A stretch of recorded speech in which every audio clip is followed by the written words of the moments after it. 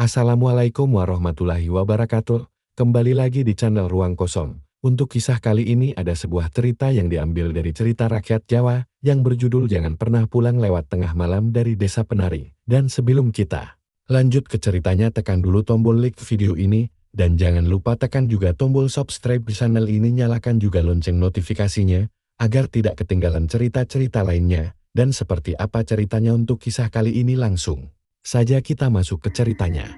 Namaku Vira, aku mahasiswa tingkat akhir dari sebuah kampus di Yogyakarta. Waktu itu, sekitar bulan Juli, aku dan 5 temanku Raka, Danu, Nesa, Tiwi, dan Bagas ikut program KKN selama 40 hari. Kami semua semangat karena katanya lokasi KKN kami ini cukup adem dan jauh dari hiruk pikuk kota, sebuah desa kecil di kaki pegunungan yang dikelilingi hutan lebat. Namanya Desa Penari. Waktu dengar nama itu pertama kali, aku agak nyengir, kayak pernah dengar ya. Tapi karena tugas sudah dibagi dan nama desanya juga resmi tercantum di surat kampus, ya sudahlah, kami pikir, paling ini cuma nama desa biasa. Toh, di Jawa banyak desa dengan nama-nama unik dan nilainya. Tapi baru beberapa hari di sana, kami mulai sadar kalau tempat itu bukan tempat biasa kami. Sampai sekitar jam 3 sore, cuacanya mendung, langit kelabu.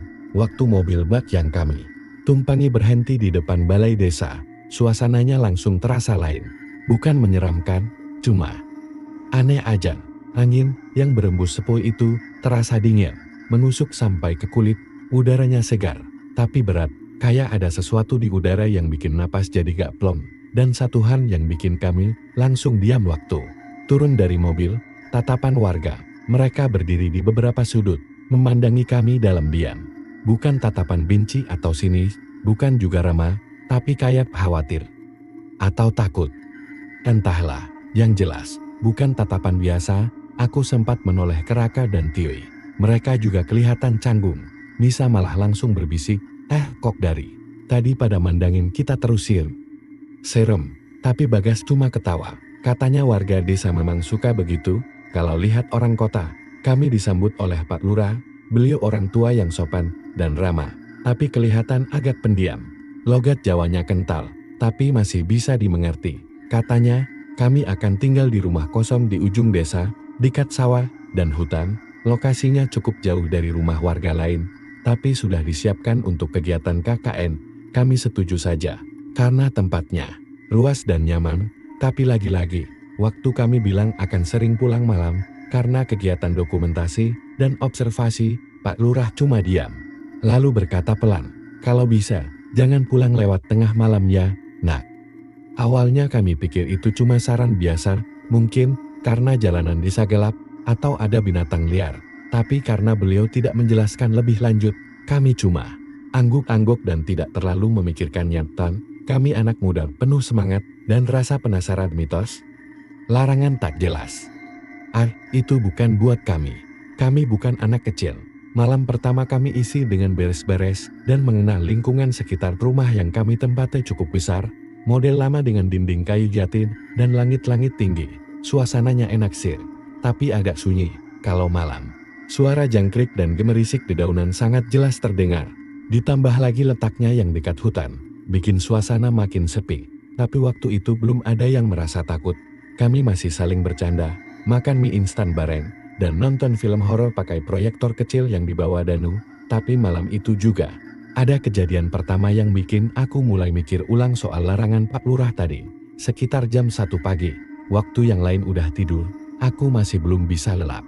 Aku duduk di teras, sendirian, hanya ada cahaya temaram dari lampu kuning, angin berembus pelan, dan suara kodok dari arah sawah terdengar jelas. Aku sedang asik main HP, sinyalnya memang susah, tapi kadang-kadang muncul 1-2 bar, lalu aku dengar suara.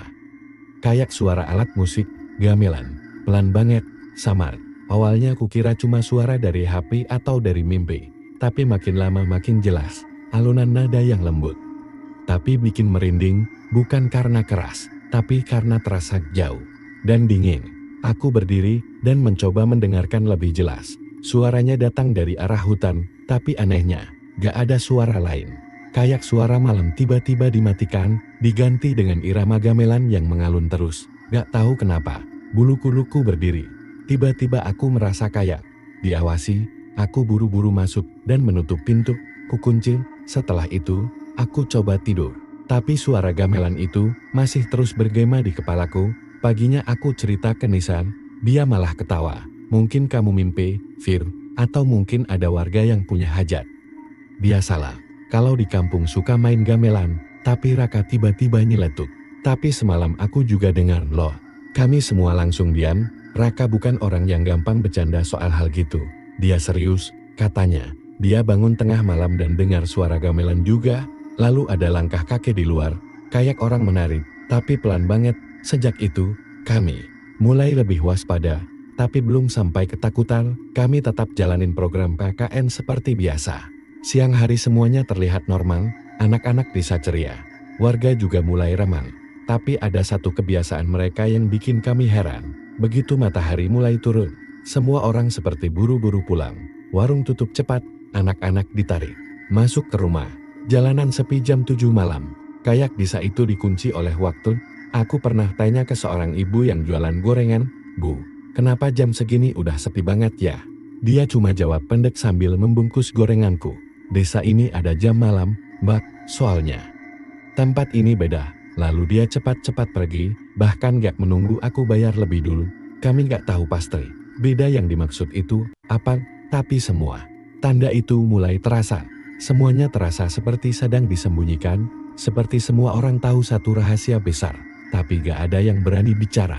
Dan kami, yang datang dari luar, jadi seperti tikus-tikus kecil, yang mulai masuk ke perangkap. Itu baru hari ketiga, dan larangan itu, larangan untuk tidak pulang lewat tengah malam perlahan mulai terdengar, seperti peringatan yang nyata. Bukan sekadar mitos, tapi waktu itu, kami belum tahu, belum sepenuhnya percaya, dan sialnya, larangan itu akan dilanggar. Pak Lurah datang lagi ke posko kami pada suatu sore. Beberapa hari setelah suara gamelan itu terdengar untuk kesekian kalinya, wajahnya tampak lebih serius dari biasanya. Dan nadanya juga berbeda, tidak lagi ramah seperti waktu pertama menyambut kami. Kali ini, nada suaranya pelan, berat, tapi mengandung ketegasan yang membuat kami semua diam. "Kalau malam, jangan keluar. Apalagi lewat tengah malam," katanya sambil menatap satu persatu dari kami. Yang nari itu bukan manusia, tak ada yang menanggapi serius. Bahkan setelah Pak Lurah pulang, Danu langsung berkomentar dengan nada bercanda, "Maksudnya, ada hantu penari?" "Seram juga Yan." Raka hanya mengangkat bahu. Misa malah tertawa, "Mitos doang kali, biar kita gak keluyuran malam-malam." Saat itu aku sempat mikir, kenapa warga dan Pak Lurah begitu serius tentang aturan itu. Tapi ya, kami anak muda, penuh rasa ingin tahu, dan lebih percaya logika daripada larangan mistis. Malam minggu itu, Danu dan Nisa bilang mau ke kota. Alasannya simpel, cari sinyal. Di desa itu memang sinyal susah. Kalau mau upload laporan, atau sekadar cek media sosial, harus ke pinggir jalan besar yang jaraknya hampir 7 km dari posko. Aku sempat melarang, "Jangan malam-malam, ingat kata Pak Lurah," kataku. Tapi mereka malah ketawa. "Ah, Fir, masa takut sama penari? Lapar sinyal nih, sayang paket data, kalau nganggur." Nisa ikut tertawa. Mereka berdua naik motor Danu, melaju pelan ke arah jalan keluar desa. Jam di dinding menunjukkan pukul 22.26. Hampir jam setengah 11 malam. Kami yang tinggal di posko hanya bisa menunggu. Awalnya kami masih santai, Raka dan Bagas nonton film dari laptop. Timi membaca novel di sudut ruang tamu, dan aku berusaha menulis jurnal kegiatan harian. Tapi makin malam, udara makin dingin. Angin yang biasanya lembut kini berubah kencang. Sesekali terdengar suara daun beterbangan menampar dinding kayu. Jam menunjukkan pukul 0.42, dan Danu serta Nisa belum juga kembali. Aku mulai gelisah. Bahkan Raka yang biasanya cuek mulai melirik ke arah pintu. Suasana di posko jadi aneh, sunyi. Tapi bukan sunyi yang biasa. Rasanya kayak ada sesuatu di luar yang sedang mengamati. Aku berdiri di jendela, mencoba melihat ke jalan desa yang gelap. Tak ada cahaya selain lampu kecil di halaman. Lalu tiba-tiba kami semua mendengar suara motor dari kejauhan. Suaranya pelan, lalu makin mendekat, dan akhirnya berhenti di depan posko. Aku buru-buru membuka pintu, dan saat itulah semua terasa salah. Danu dan Nisa berdiri di depan rumah. Mereka diam, basah kuyup, Baju mereka seperti habis dicelupkan ke kolam, rambut Nisa menempel di wajahnya, dan tangan Danu bergetar hebat sambil memegang helm. Motor mereka pun basah. Tapi anehnya, jalan desa benar-benar kering. Tidak hujan, tidak ada genangan air. Tanah di depan posko bahkan berdebu seperti biasa. Kenapa kalian basah? Tanyaku pelan. Danu tidak menjawab, matanya kosong, menatap ke arah jalan. Nisa terlihat lebih sadar, tapi wajahnya pucat pasing. Kami nyasar, bisiknya di jalan, ada yang naring. Suaranya pelan sekali, hampir tak terdengar. Kami langsung membawa mereka masuk. Tiwi mengambilkan handuk, Raka menyiapkan teh hangat. Tapi yang mereka alami tidak bisa diredakan dengan kehangatan atau obrolan ringan. Ada sesuatu yang lebih dalam, lebih menyeramkan. Beberapa menit kemudian, saat sudah duduk dan mulai tenang, Danu mulai bicara. Suaranya masih pelan, sedikit gemetar. Tadi waktu perjalanan pulang, tiba-tiba jalanan jadi kabut. Padahal sebelumnya terang. Kami pikir cuma kabut gunung biasa, tapi setelah itu, motor kayak muter-muter di tempat yang sama. Lampu jalan gak ada, terus kami lihat. Seseorang berdiri di tengah jalan. Nisa menunduk. Tangannya masih menggenggam ujung jaket dengan erat. Dia nari, Fir, dia nari pelan, gak pakai suara. Tapi kami bisa ngerasa ada gamelan di kepala. Wajahnya gak jelas, cuma kabut putih. Tapi kami gak bisa berhenti ngelihat. Danu melanjutkan. Kami gak sadar jalan terus, ngikutin dia, sampai akhirnya, kayak jatuh. Tiba-tiba udah di pinggir sungai, basah semua. Padahal kami gak merasa nyebur. Dia menghela napas, kemudian menatap kami. Aku rasen, kita udah ngelanggar malam. Itu, tak ada satupun dari kami yang bisa tidur. Suara gamelan terdengar lagi, pelan, dan mengalun dari arah hutan. Tapi kami tidak berani keluar. Bahkan untuk mendekati jendela pun kami ragu. Dan anehnya, sejak malam itu, Danu berubah. Dia jadi pendiam, jarang bicara, sering bengong sendirian di teras. Bahkan beberapa kali, aku melihat dia duduk memandangi pepohonan sambil tersenyum sendiri. Tiwi sempat bilang kalau dia pernah dengar Danu bergumam sendiri, seolah berbicara dengan seseorang. Tapi waktu ditanya, Danu hanya jawab, dia cantik, Tiu, penarinya cantik banget. Nisa juga tidak sepenuhnya kembali normal. Ia mulai sering bermimpi buruk, bahkan menangis saat tidur. Kami harus bergantian tidur di kamar yang sama dengannya, karena dia sering terbangun tengah malam sambil menjerit. Katanya, dalam mimpi itu, dia berada di tengah panggung bambu, dikelilingi banyak penari tanpa wajah. Setiap malam, kami mulai dihantui rasa takut. Larangan yang semula kami anggap angin lalu, kini terasa nyata. Ada sesuatu yang hidup di desa ini, sesuatu yang tidak suka dilanggar, dan kami sudah membuat kesalahan pertama, tapi sialnya, kesalahan itu bukan yang terakhir.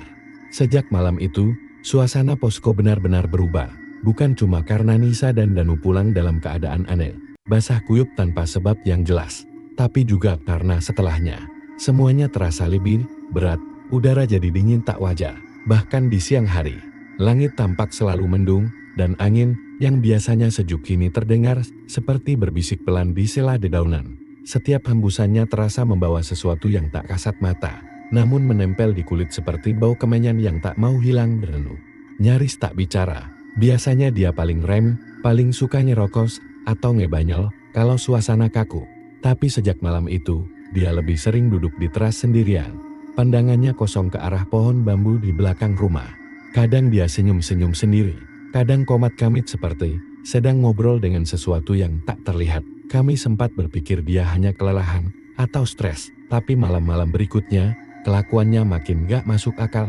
Suatu malam, sekitar pukul 2 pagi, aku terbangun karena suara pintu terbuka. Pelan sekali, tapi cukup buat aku sadar. Awalnya kupikir ada angin, tapi waktu kulongok dari jendela kamar, kulihat Danu keluar sendirian, jalan ke arah belakang rumah tanpa alas kaki.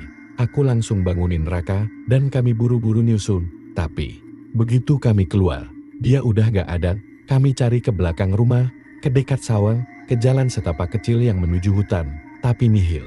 Gak ada jejak, bahkan suara langkah kami sendiri pun seperti hilang ditelan malam. Udara begitu diam, terlalu diam sampai detak jantung sendiri pun terdengar keras. Lalu tiba-tiba, dari kejauhan, terdengar suara. Bukan suara orang minta tolong, bukan suara binatang malam, tapi suara gamelan lagi. Kami saling pandang, Raka menggenggam tanganku erat. Dari arah pohon bambu itu, Samar-samar kami melihat sesuatu bergerak, perlahan, lembut, seperti tarian. Kami terpaku. Tubuhku tak bisa digerakkan. Bahkan, kalau saat itu ada orang menarikku masuk ke dalam gelap pun, aku rasa aku gak bisa melawan. Tapi saat langkah itu mendekat, kami seperti dibebaskan. Kami langsung balik badan dan lari secepat mungkin ke rumah. Dan di sana, di depan pintu, berdiri Danu. Tubuhnya kering, tapi matanya kosong. Senyum aneh mengembang di wajahnya. Bukan senyum gembira, tapi seperti dia baru saja bertemu sesuatu yang sangat ia rindukan. "Kalian nyari aku ya?" katanya datar.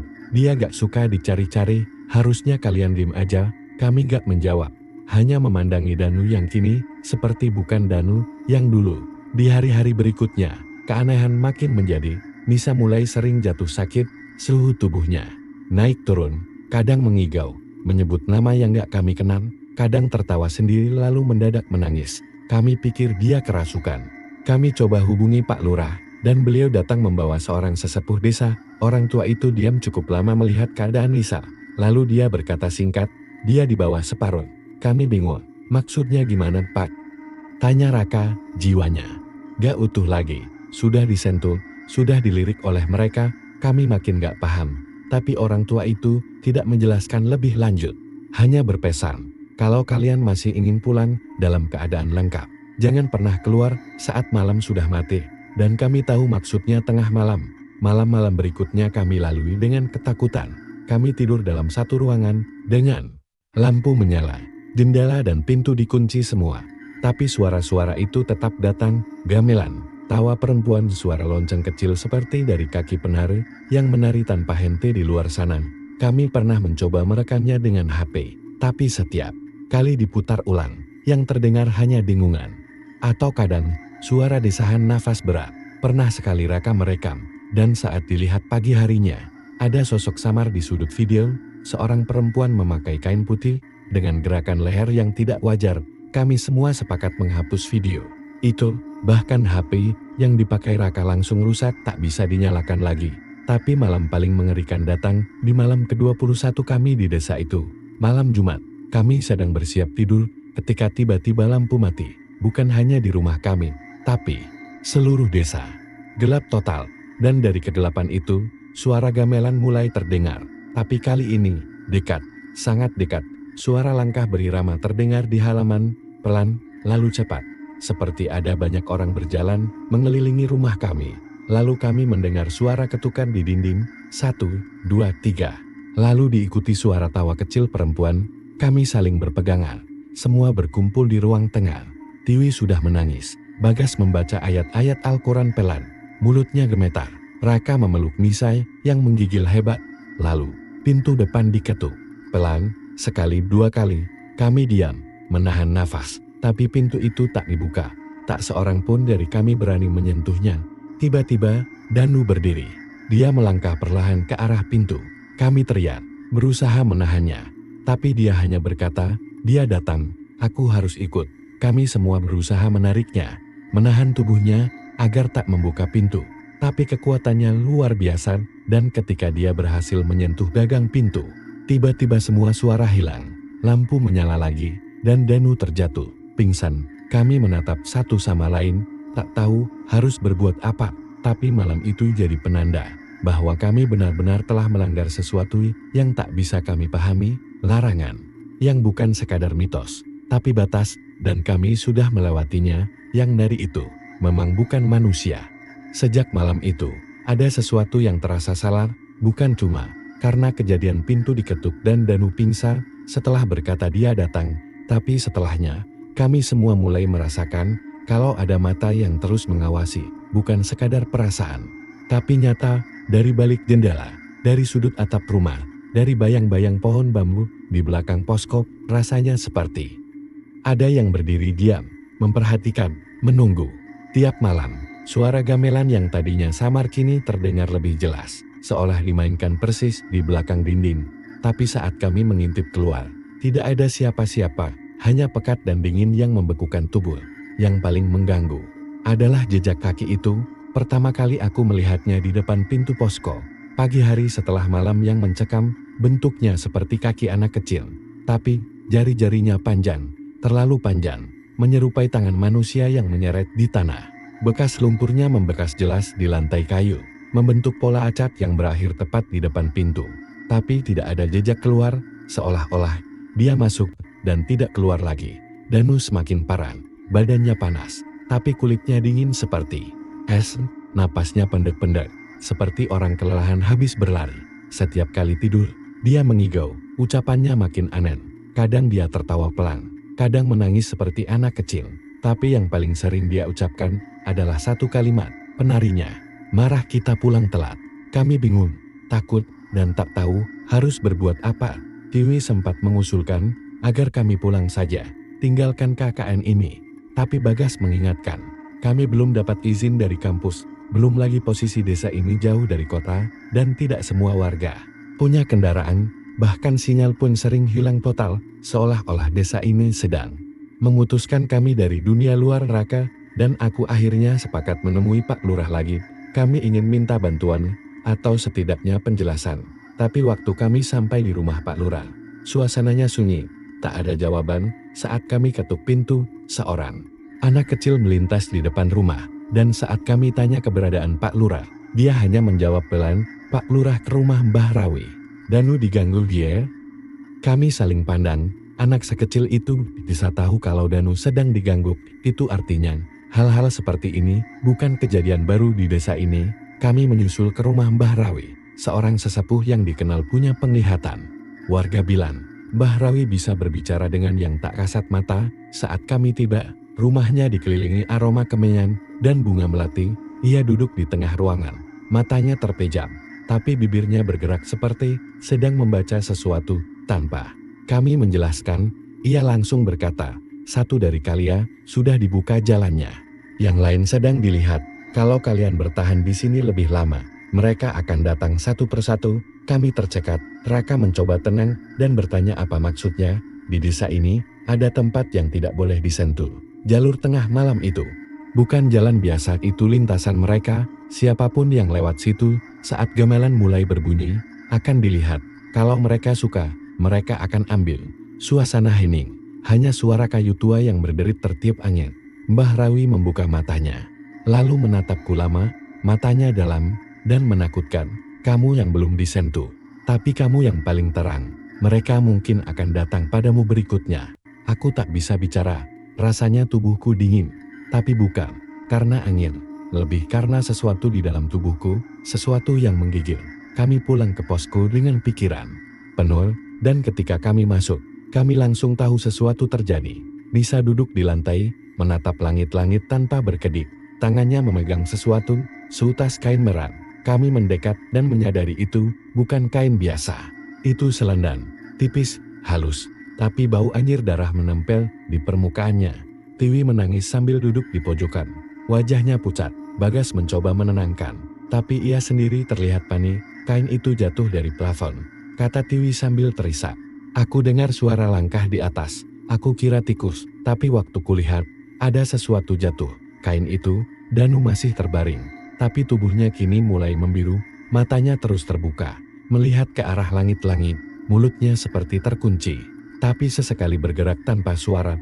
Kami semua panik. Kami butuh pertolongan, tapi tidak tahu harus kemana. Dan malam itu adalah malam di mana kami benar-benar tahu bahwa kami tak sendirian di rumah itu. Sekitar pukul 2 pagi, suara gamelan mulai terdengar. Kali ini jelas, sangat jelas, seolah-olah mereka menari di atap rumah. Suara kaki menghentak pelang, diiringi suara lonceng kecil, dan dari jendela, aku melihat sesuatu. Bayangan, menari di pekarangan. Tubuhnya ramping, lentur, mengenakan kain panjang dan mahkota kecil di kepala. Tapi wajahnya kosong, hanya kabut, tak punya mata, hidung, atau mulut, namun ia tetap tersenyum. Aku tak bisa menjerit, tak bisa bicara, tubuhku membekuk, dan di dalam rumah, suara langkah kaki mulai terdengar. Tapi bukan dari luar, dari dalam. Dari loteng, lalu pelan-pelan, dari tangga yang mengarah ke ruang tengah. Sesuatu turun malam itu, tapi tak ada dari kami yang cukup berani untuk melihat langsung. Keesokan paginya, Danu sudah tidak ada di tempatnya, hanya kain putih yang ditinggalkan. Di atas kasur, bekas tubuhnya masih ada, tapi ia lenyap tanpa jejak, seolah ditarik ke dimensi lain. Dan di dinding ruang tengah, Dengan lumpur coklat tua, tertulis satu kalimat yang datang tanpa izin. Harus ikut menari. Kami semua nyaris gila pagi itu. Tiwi pingsan, Misa menjerit seperti orang kerasukan. Aku dan Raka hanya bisa terduduk. Tubuh gemetar, menatap tulisan itu tanpa bisa mengerti, dan entah kenapa, gamelan masih terus berbunyi. Hari kelima matahari bahkan belum sepenuhnya muncul ketika kami sadar bahwa Misa menghilang. Sejak malam yang mengerikan itu, ia makin sering mengigau dan bicara sendiri. Tapi pagi itu, kasurnya kosong, selimutnya masih rapi, tapi tidak ada bekas tubuh, tidak ada suara, tidak ada jejak, hanya udara yang terasa lebih dingin dari biasanya, seolah malam belum benar-benar pergi. Kami panik, Tiwi menangis, suaranya pecah-pecah. Raka langsung berlari keluar, memanggil nama Nisa berkali-kali. Sementara aku mencoba menyusul Bagas ke rumah warga terdekat. Dalam waktu kurang dari sejam, hampir seluruh warga turun tangan, ikut mencari. Ada yang menyusuri jalan setapak ke arah hutan, ada yang menyisir sekitar sawah dan sungai, beberapa warga membawa obor, sebagian lainnya membawa kemenyan dan daun sirih. Mereka tampak seperti tahu bahwa yang kami cari bukan hanya sekadar orang hilang biasa. Kami menemukan jejak kaki kecil di tanah becek dekat pinggir sungai, tapi bukan milik Nisa kecil.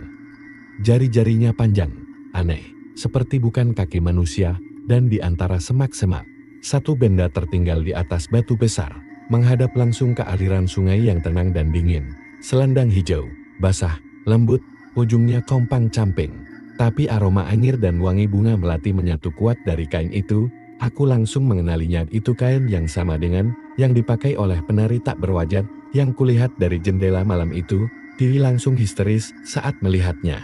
Beberapa warga mundur, sebagian membaca doa. Seseorang berkata pelan, "Sudah diambil." Aku tak tahu maksudnya, tapi perutku seperti dikocok dari dalam, dadaku sesak. Kami kembali ke posko dengan tubuh gemetar, dan sejak saat itu, Nisa benar-benar dianggap hilang, tidak ada jejak, tidak ada suara, seolah ditelan oleh sesuatu yang tidak ingin melepaskannya kembali, dan makin parah. Tubuhnya kurus, matanya cekung dan kulitnya pucat seperti kapur. Ia menolak makan, menolak minum. Setiap kali kami mencoba mendekat, dia akan menjerit sambil menutup telinga. Katanya, suara gamelan tidak pernah berhenti di telinganya, suara itu terus berdentang. Siang dan malam, Misa dipanggil. Karena dia ikut lewat batas itu. Kita semua udah lewat batas, gumamnya berkali-kali sambil mencakar-cakar lantai kayu. Kami tak tahu harus berbuat apa, tak ada sinyal, mobil bisa mogok sejak kemarin tanpa sebab.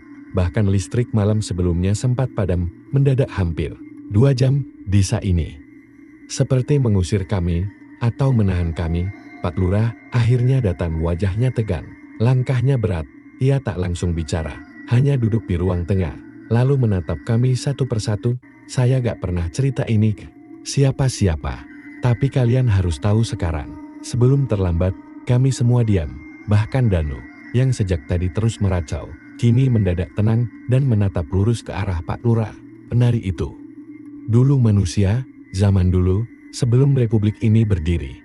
Desa ini masih bagian dari hutan kerajaan. Di dalam hutan itu, katanya, ada penjaga, bukan makan, bukan harimau, tapi sesuatu yang lebih tua, lebih lapar. Suara Pak Lurah pelan, berat seperti membawa beban yang sudah lama ia pendam. Setiap tahun, kerajaan mengirim persembahan untuk penjaga itu, bukan makanan, tapi manusia. Bukan sembarang manusia, tapi perempuan muda, penari istana, yang dipilih. Bukan yang cantik, tapi yang bisa menari sampai akhir gamelan berhenti. Mereka bilang, kalau penarinya kuat, hujan akan turun, panen subur, dan desa aman. Aku merasa tubuhku mendingin. Kata-kata Pak Lurah seolah membawa kami jauh ke masa lalu, ke masa di mana manusia menyerahkan sesamanya untuk sesuatu yang tak terlihat. Tapi pada tahun terakhir, penarinya kabur. Ia tak mau dijadikan korban. Ia bersembunyi di desa ini, tapi penjaga itu datang. Malam itu, gamelan terdengar dari arah hutan, tapi bukan dari manusia. Ada yang menari di tengah sawah, membawa badai, membawa kematian. Akhirnya penari itu diserahkan, dipaksa menari sampai pagi, lalu hilang. Pak Lurah menunduk, tangannya gemetar saat dia mengusap wajah. Sejak saat itu, arwah penari itu tidak pernah pergi. Ia menyatu dengan penjaga, menjadi bagian dari lintasan mereka, setiap kali seseorang lewat di jalur yang sama dengan tempat ia terakhir menari. Ia akan muncul, aku akhirnya paham, jalan setapak yang kami lewati, malam itu, gamelan yang terdengar. Selandan yang jatuh dari langit-langit, jejak kaki aneh, semua bukan kebetulan.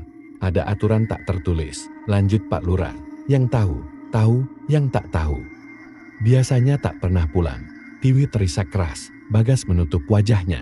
Raka mengepalkan tangan, dan aku hanya bisa duduk lemas, mendengarkan detak jantungku sendiri yang berdebar tak beraturan. Kalau dia sudah ambil satu, kata Pak Lurah pelan, dia akan ambil yang lain, sampai semua yang melihatnya ikut. Menarik malamnya, kami mencoba berjaga bergantian, rasa takut membuat kami tak bisa tidur. Raka duduk di dekat pintu sambil menggenggam pisau dapur. Aku duduk memeluk lutut di pojok ruangan.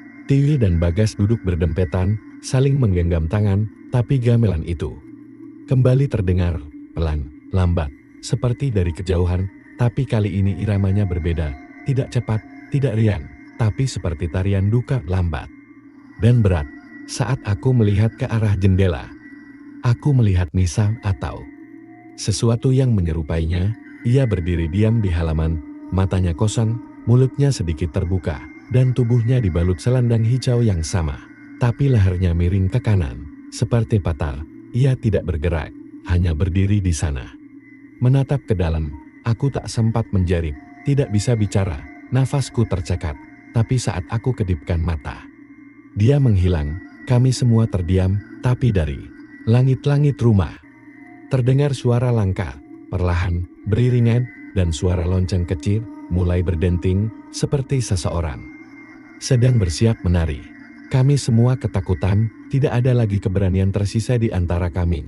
Setelah kejadian malam kelima, setelah kami melihat sosok yang menyerupai Nisa berdiri di halaman dengan mata kosong dan selendang hijau berlumur tanah, satu hal menjadi jelas, kami tidak aman di sini. Malam ke-6, kami sepakat untuk pergi dari desa itu. Tak peduli harus jalan kaki sejauh apapun, tak peduli apa yang menunggu di luar, asal bukan di sini.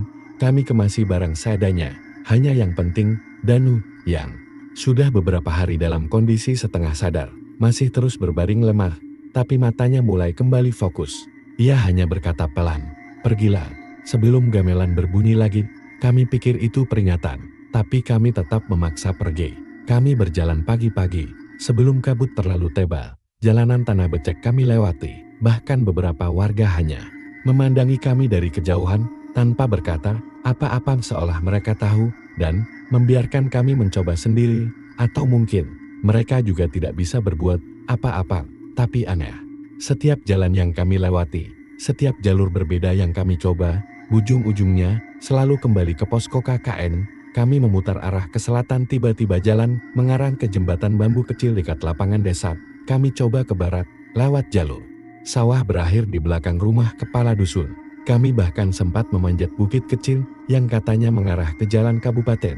Tapi saat kami turun di sisi lain, kami menemukan pagar rumah posko, sama persis. Bahkan sandal Tiwi yang ia buang semalam masih ada di dekat pot bunga depan pintu. Kami saling pandang tanpa suara, muka kami pucat, mata kami merah, bukan karena lelah berjalan, tapi karena rasa panik yang sudah tak bisa dibendung. Kayak kami dikunci di sana, kayak desa itu sudah menutup semua jalan keluar. Aku hampir menangis.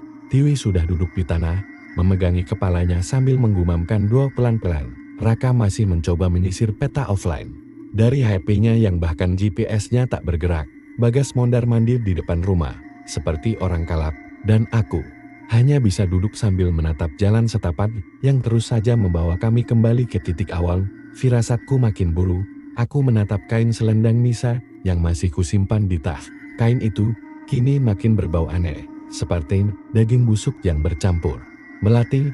Entah kenapa aku merasa selendang itu yang membuat semuanya kacau. Mungkin ini yang dimaksud oleh Mbah Rawi waktu itu. Satu-satunya cara keluar adalah dengan mengembalikan apa yang diambil. Tapi Nisa sudah hilang, dia dibawa, entah kemana. Kami bahkan tak tahu apa ia masih hidup. Kami kembali ke posko dengan langkah lunglai. Hari sudah hampir malam, tapi anehnya, suara gamelan belum terdengar hari itu.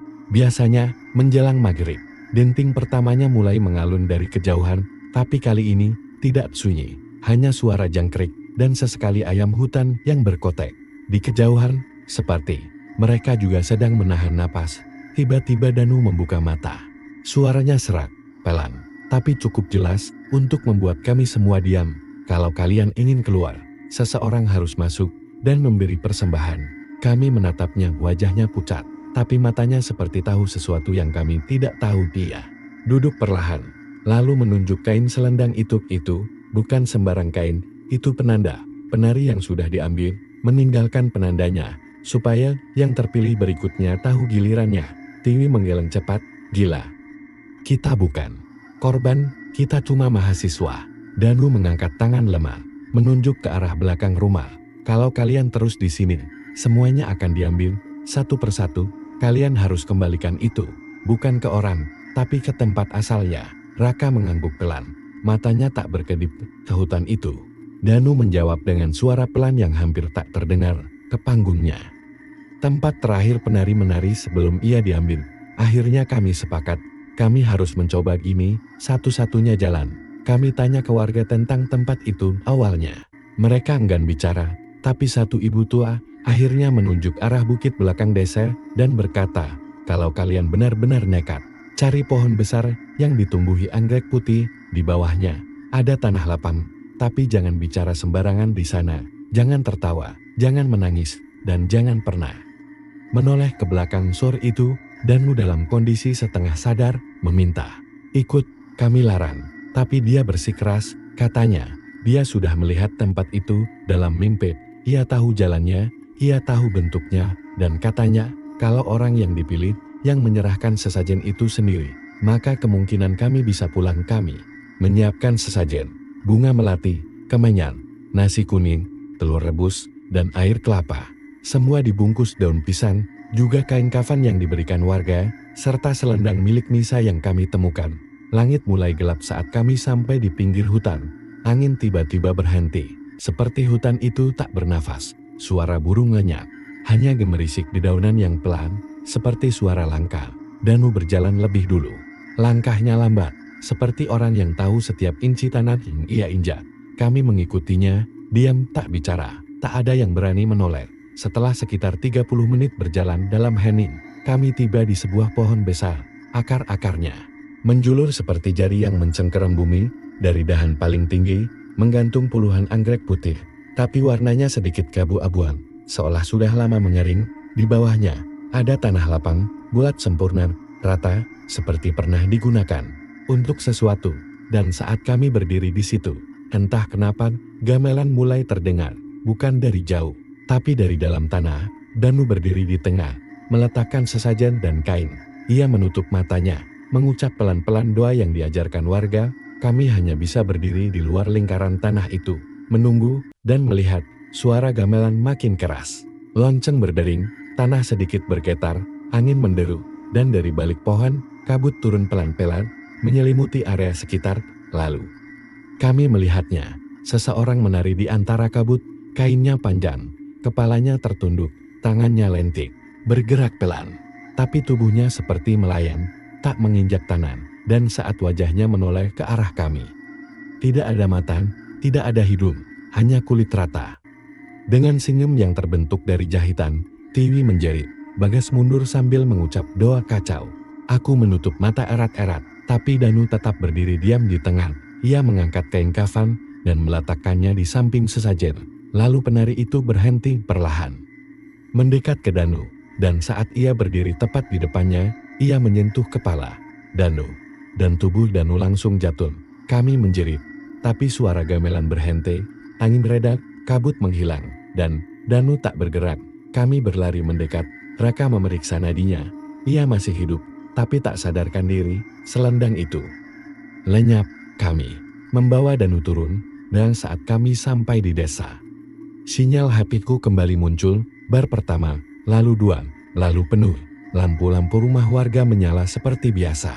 Jalan utama yang tadi tak pernah bisa membawa kami pergi, kini lurus, terhubung ke jalan besar. Mobil bisa parkir di tempat semula, dan warga kini menatap kami tanpa ekspresi, biasa saja. Kami sadar jalan pulang itu ada Tapi hanya kalau kau tahu apa yang harus dikembalikan dan siapa yang harus kau tinggalkan.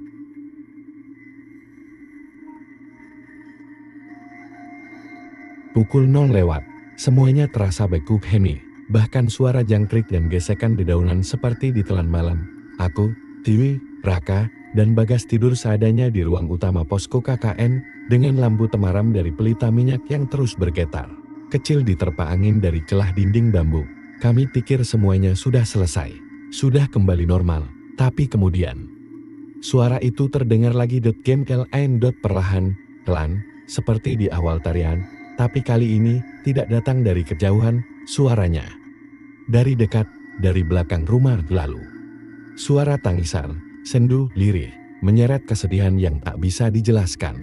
Seolah suara itu milik seseorang yang kehilangan segalanya, bahkan dirinya sendiri. Dan lalu, suara langkah, pelan, teratur, satu persatu, semakin dekat, menapaki lantai kayu di teras belakang. Kami semua terjaga bersamaan. Mataku langsung tertuju ke arah jendela kecil di sisi ruangan. Seseorang berdiri di sana, berdiri diam, bayangannya membentuk siluet panjang yang bergoyang ringan saat pelita kami arahkan ke pintu.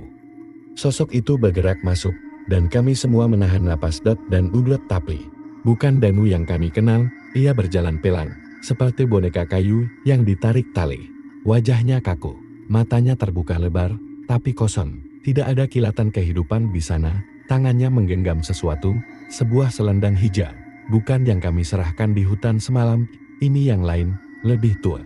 Ujungnya sobek dan basah oleh entah apa.